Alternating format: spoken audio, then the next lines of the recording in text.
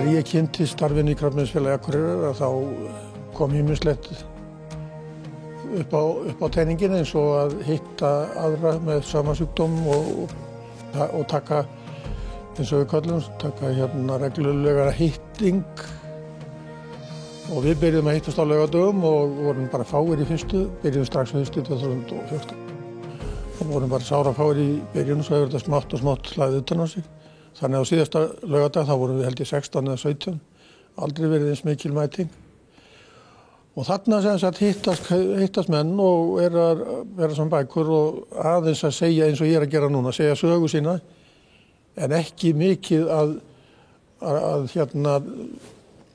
sökva sér vonið svona frá einum fundi til annars. Og við köllum okkur núna í dag kátakalla. Það svona niðurstaðan af því að við erum meira í léttu spjalli heldur en að sökva okkur vonið stöðuna í veikindunum. Og þar kannski ég að fá það staðfest sem að stóð í vísunni, eða sem að heyrist í vísunni, að við kallar, við erum ekki kannski ekki eins mikil þörf fyrir það eins og konur að fara rækilega ofan í það hvað þetta þýðir tilfinningalega fyrir mann að vera með illkynja sjúkdóm. Það náttúrulega eitthvað sem að grípur mann alveg heljar tökum, en kallar eru ekki mikið fyrir það að láta það sjást á yfirborðinu. Konurnar eru meira eða duglegri í því. Og ég ekkert vissum að við erum endilega vera að berjast einhverju voðalega harðri baráttu fyrir því að breyta þessu. Ég held að kalla megi bara að vera pínlítið öðruvísi heldur en konurnar að þessu leyti. Ég hallast að því. Já, ég er búin að hugsa mikið þetta í 6 ár. Það náttúrulega var ég sem læknir búin að hugsa þetta áratugum saman. Finnst þér það skipt máli að þú væri læknir, að þú vissir þá meira hver næstu skref voru? Fannst þér vera meira á varðbergi gagnvart einkennunum verandi læknir? Veistu að ég voðalega erfitt með að svara þessu.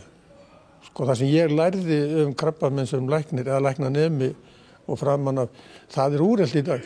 Ég alveg, þegar ég fer sjálfur með þessa greiningu í gang, þá ég alveg á sama þrepi bara eins og menn sem hafa ekki lesið læknisfræði, þó ég sé læknir. Þetta breytir svona mikið og þetta fag sem alveg bara utan við mitt sjónmál. Ég er búin að vera, alla mína starfsæfi, ég er búin að vera í ég dálítið mikið öðrum geira, ég geðlæknir. Þannig að athyglinni hefur beinst dálítið mikið frá ýmsu þessu líkamlega. En fyrir vikið þá ég náttúrulega búin að sökkva mér miklu meira ofan í það hvað gerist hjá fólki andlega og hvaða sálræn áhrif það hefur og hvernig það virkar inn á geðið að glíma líkamlega sjúkdóma. Þannig að því leyti var ég kannski betur undirbúinn heldur en sumir aðrir. En þarna í þessum karlahópi þið eru þá að reyna að finna þessa blöndu að bæði að deila sögunum en líka bara að spjalla eitthvað allt annað. Hvað það að gera annað en til dæmis tala krabbameinið? Við erum bara að tala daginn og veginn. Við erum bara að tala það sem að menn hafa verið að upplifa svona í sínu lífi dagan á undan eða milli funda. En regla hjá okkur þessi að þegar kemur nýr maður þá förum við hringinn og hver og einn segir sína sögu eins og ég að gera hérna. Og nýji maðurinn segir sína sögu og svo ekkert voðalega mikið spáð í það nema með vilji taka fram eitthvað nýtt í sambandi við ef að menn eru kannski fara í jáendaskanna í Reykjavík eða eins og áður var, fara í jáendaskanna til Kaupmannahafnar. Þá voru að láta okkur vita því og tala um það og við náttúrulega óskaðum góðs gengis og standa með þeim og vera halda óbeintu hver utan annan. En fyrir okkur sem erum að horfa blöðruhálskrabbamein, getur þú sagt okkur eitthvað aðeins frá þessu krabbameini? Það með blöðruhálskirtilskrabbameini að þetta svo leggst svo misjafnlega á menn og þetta svo misjafnlega illvígt eða illkynja að það bara villandi að alhæfa dálítið mikið á þessu sviði því að sumir fá illkynja, illvígan krabbameinssjúkdóm og bara eiga ekki mikla von og þetta kannski búið eftir einhver ár. En svo bara aðrir sem fá miklu vægari gerð af krabbameini sem að þýðir það að með geislum eða uppskurði eða lyfjum, þetta svona 3 aðalaðferðirnar, geislar, uppskurður, lyf, að þá bara þetta uppræta meinið og mennir lækna þess.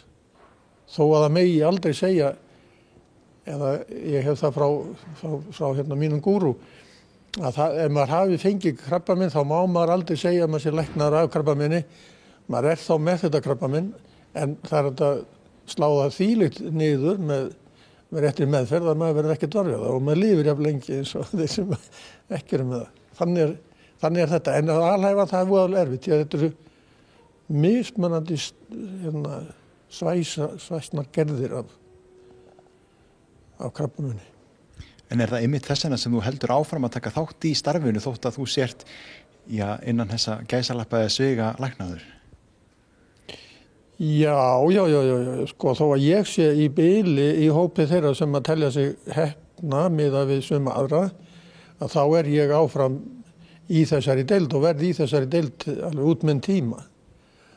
Og bara að því við fundum upp að því að byrja að hittast og svona nota þessa aðferð við að auðvelda tilveruna og baráttuna og sjá hvað þetta gefur, og þetta er svo mikið eitthvað sem fer, einhver stöðningur óbyrgt sem fer milli manna, að eftir að við byrjuðum að svo komumst svona vel á stað, þá þetta held ég engum í huga hætta.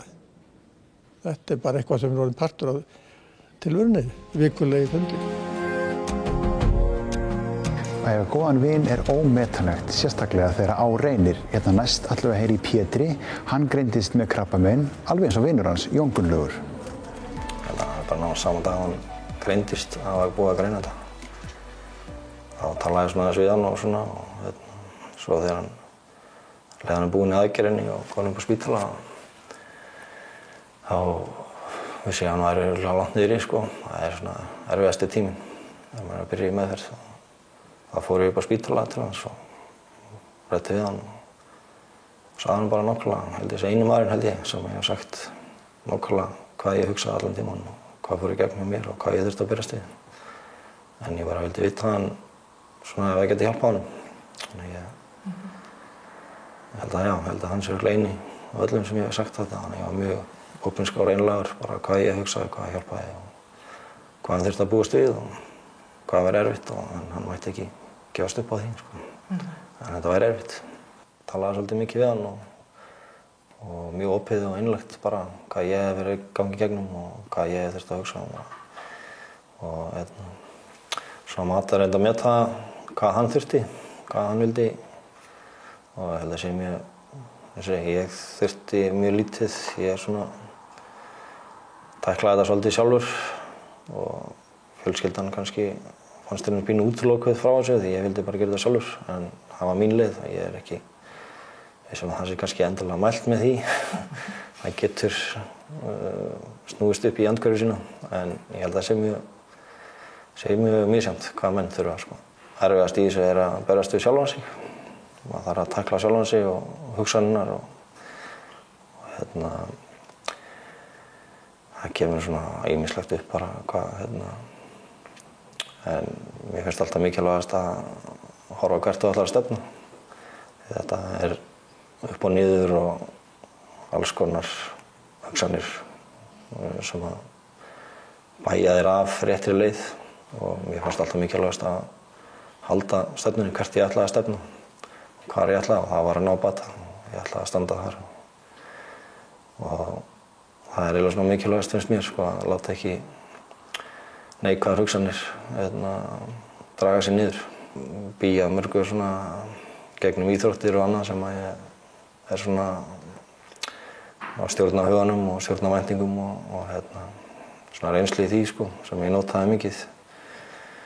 En maður reynir bara alltaf að sjá fyrir sér hvar þú ætlar að standa og voru bara að gera raunhæft plan, sko. Maður gerir kannski bara áætlun að ég ætla að ná mér í þetta, en til þess þarf ég að taka lítil skref. Og til dæmis bara fyrsta sem ég gerði að ég labbaði alltaf heim eftir lyfjameðferð. Þó það væri ógeðslega erfitt, en það var bara skref að ég þurfti að gera það til þess að bara recovera og ná andlegri hugsun aftur. Það er svolítið erfitt að vera í lyfjameðferð og fá lyfin hann innan mjög veikt fólk, sko. Þannig að maður þarf svolítið að ná að anda aftur og bara passa fókusinn. Og það var svona sem ég benti Jónas svolítið á, sko. að halda fókusnum réttum og bara ekki bara í stóru hugsunum, líka í litlum, bara hverju einu litlum hugsunum að raða þessu saman að þetta það sem leiðir mig að markmiðinu en ekki þetta og það er svolítið að flokka hugsanir í tvennt sko, hvað er að hjálpa þér og hvað er ekki að hjálpa þér og þetta svona smá eins og svona hugleiðsla, þetta svona ekki ósvipað að fókusa á réttar hugsanir.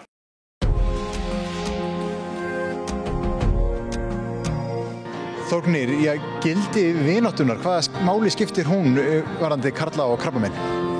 Eins og allir vita þegar eitthvað bjátar á, að þegar menn veikjast, að þá getur vináttan skipt öllu máli og kannski ekki síst gagnvart þessu sem að fólk kannast við og við kannast öll við að það er að einangrast þegar veikindin steðja að.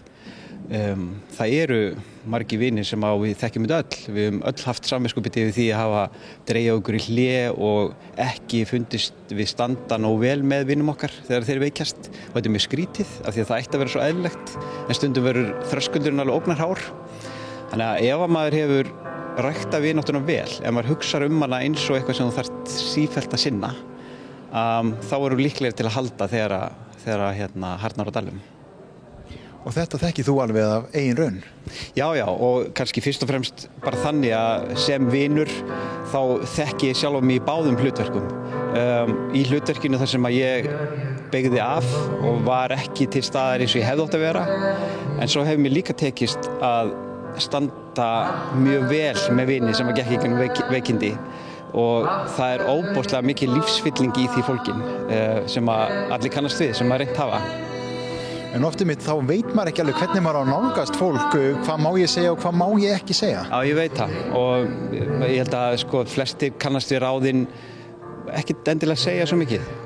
Taktu bara utanum og spurðu hvernig hefur það og mín reynsla er svo að þegar fólk hefur verið lengi að berjast við sjúkdóm að þá er það alveg óbóðslega fegið þegar það hittir einhvern sem er til í að tala um eitthvað annað heldur í sjúkdóminn.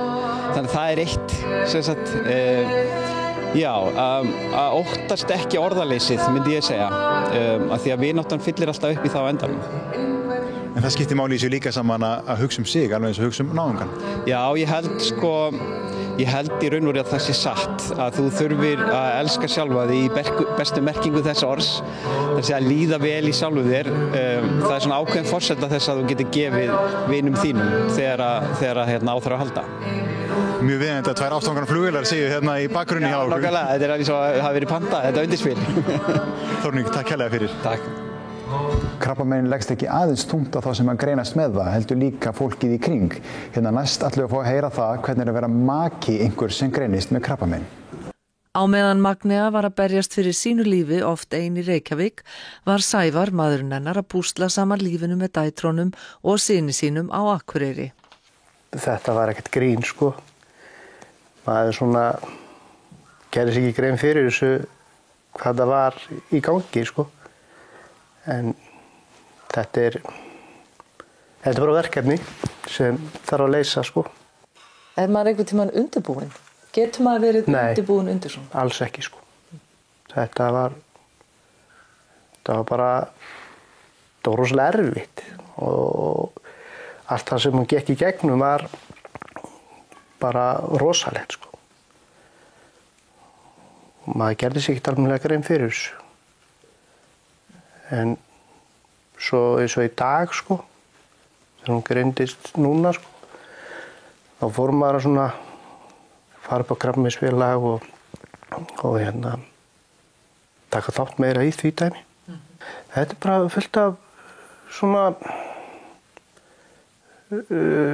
fundum og námskeiðum og sem bara rosalega jákvætt. Bæði stuðning fyrir mig og hana og krakkarnir er að fara með okkur líka. Hvernig fer maður í gegnum svona stóra skafla saman? Eða hvernig hefur þið gert það? Þetta er bara harka, ekkert annað. Og mikil stuðningu frá fjölskyldunni minni. Það vilja allir taka þátt í þessu og vera með okkur, sem er bara gríðarlega jákvætt. Fyrir 15-20 árum síðan, þá var þetta ekki mikið talað um þetta. Sem betur fyrir í dag er þetta orðið miklu opnara og þetta er ekkert feimnismál lengur, sko. Það bara þannig. Það hlýtur að létta mikið að geta sagt frá því. Alveg tvímælalaust, sko. Það alveg, og ég hef aldrei verið feiminn að tala þetta, sko. Það hefur aldrei verið svolítið hjá mér, sko. Það líka gott að skæla annars lagir. Já, það ekki nauðsynlegt? Það bara tvímælalaust. Já. Þannig að pappar geta grátið? Já, það söng Helgi Björns. Var það ekki? Jú. En það að gera eitthvað núna sem þið kannski hefðu ekki annars verið að gera, heldurðu, ef þetta hefði ekki komið upp á? Nei, þetta bara sama rútínan. Jú, við förum oft út að labba og svona, sko. En svo náttúrulega þegar sumar hefði komið, þá farið með krakkarna og fótboltatótið og í ferðalög og svona, sko. Við gerum það rosalega mikið. Það alveg númer 1, 2 og 3. Þó það ekki nema bara ein helgi eða eitthvað, sko. Leyfir þér einhvern tímann að hugsa framtíðina? Nei, ég tek bara einn dag í einu. Það bara þannig. Það var svolítið sjokk síðast þegar hún talaði við mig og lét mig vita þessu með hálsinn á henni og það, sko. Ég held að þetta væri búið, sko. En það aldrei neitt búið í dag, sko. Maður alveg búin að fatta það, sko. Það spurning hvað. Hún sé búið núna, en maður veit það ekki, sko. Það var fagur bolludagur þegar við litum í heimsókn hjá Krabbameinsfélagi Akureyrar og nágrennis. Það mottu mars og athyglinni beint að karlmönnunum. Það hefur verulega færst í aukana að karlmennirnir sækir sér aðstoð Krabbameinsfélagana og við fengum að ræða málin við nokkra heiðursmenn sem allir eiga það sameiginlegt að hafa greinst með krabbamein og nýta sér þjónustu félagsins. Hjartað í félagsskap karlmannana svokallaður laugardagshópur, en upphafsmaður hópsins Brynjólfur Ingvarsson, en hann greindist með blöðruhálskrabbamein árið 2014. Þetta voru fyrst og fremst menn með blöðruhálskirtilskrabbamein til að byrja með og svo bara með tímanum þá fórum við að bjóða aðra velkomna líka. Fyrsta hugmyndin sem á bakvita var svo að þegar ég var í geislunum hérna á Landspítala þá fikk ég að heyra af köllum með þetta krabbamein í Reykjavík sem voru farnir að hittast reglulega og kölluðu sig góðir hálsar hitta þeir. Ég veit ekki nema séu ennþá alveg á fullu en mér þótti það svo gott, góðir hálsar að ég fann að við yrðum að gera eitthvað hérna fyrir norðan. Við heitum reyndar ekki neitt nema bara laugardagshópurinn en við kannski skýrum okkur eitthvað að því að nú þetta meira heldur en bara hálsar. Þetta ýmis önnur líffæri sem eiga sinn fulltrúa hérna hjá okkur. Og það allir velkomnir, karlmenn á öllum aldri og með krabbamein hvar sem Hvaða þýðingu getur það haft fyrir karlmenn í þessari stöðu að vera í svona hóp? Það hressir og það kætir og það hefur áhrif á líðan. Ég veit ekki hvort þetta að segja með fullvissu að það hafi áhrif á gang sjúkdómsins. Ég þarf nú ekki að ganga svo langt en þetta hefur örugglega áhrif á líðan sem smittar þá af sér vonandi til líkamlega ástandsins, þannig að skulum vona þetta stuðli að líkamlegum bata eða hafa áhrif í þá áttina. En alveg örugglega þetta gott fyrir sálina og andlegu líðanina. Það mörg dæmi um það. Skapast þarna mikil vinátta?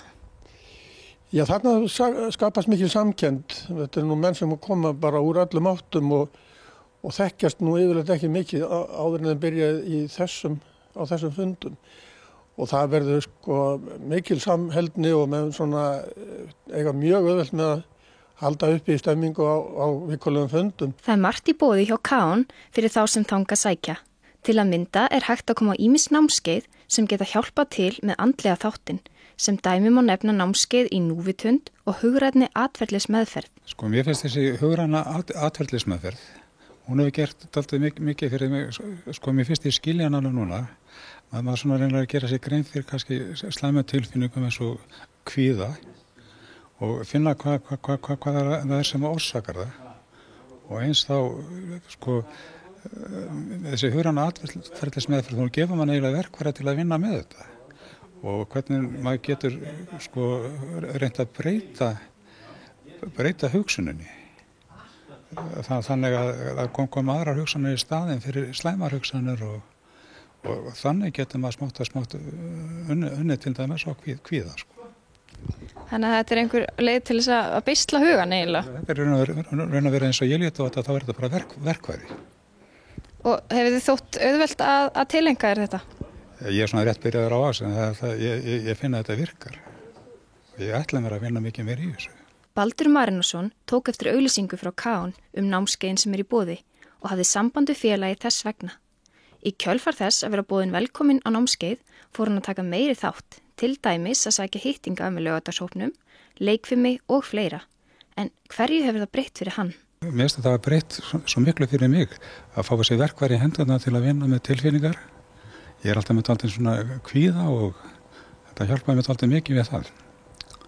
Og svo náttúrulega er þetta ekki bara andlegt, þetta er líka líkanlegt. Hérna erum við með leikum að bjargi, 2 í viku á mánudögum og föstudögum. Og svo er hérna hugræn, hérna svona hugleiðsla á miðvikudögum. Og þetta er búið að breyta alveg gífurlega fyrir mig. Það er góð stemning hjá okkur þegar við spjöllum og gæðum okkur á bollunum. Það dylst engum að það er mikill kærleikur á milli starfsfólks hjá félaginu og þeirra sem til þeirra leita. Við fengum Sigþór Bjarnason sem er betur þekktur sem Dandi og Stefán Karlsson til þess að segja okkur svolítið frá þeirra upplifun. Hvað er langt síðan að þú fórst að sækja starfsemi hjá Káin? Það ég held að segja 3 eða 4 ár síðan að mig minnir og ég byrjaði í það sem við köllum laugardagskallahitting sem er tóm gleði og virkilega gefandi hópur og allir eru að vilja gerðir og eins og í öllum hópum þá gefa allir eitthvað af sér, maður fær alltaf eitthvað út úr því. Fylgist þið með sjúkdómnum hjá hver öðrum eða er það bara allt annað sem þið talið um? Það er nú miklu minna að tala um sjúkdóma. Það er meira að tala um eitthvað líðandi stund og svona það sem er á dagskránni þá vikuna og það er svona imbrað á því í byrjun hvers tíma þegar að nýr meðlimur kemur og þetta er voðalega óformlegt, þetta er bara að hafa gaman saman. Félagslífið sem tengist þessu, myndu þið segja að þið hafi svona eignast mjög góða vini hér? Mér finnst það já. Ég lít á þetta sem vini mína því að þetta er þessi samveru stundir okkar bæði í leikfiminu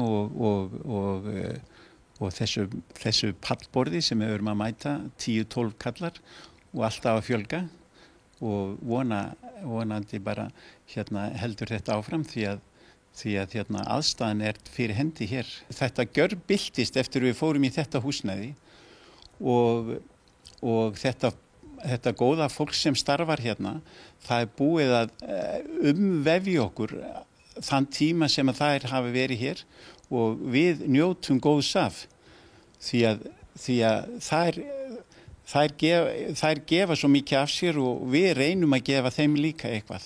Nú er ákveðin mýta sem að segir að karlmenn séu hræddir við að opna sig og tala um tilfinningar.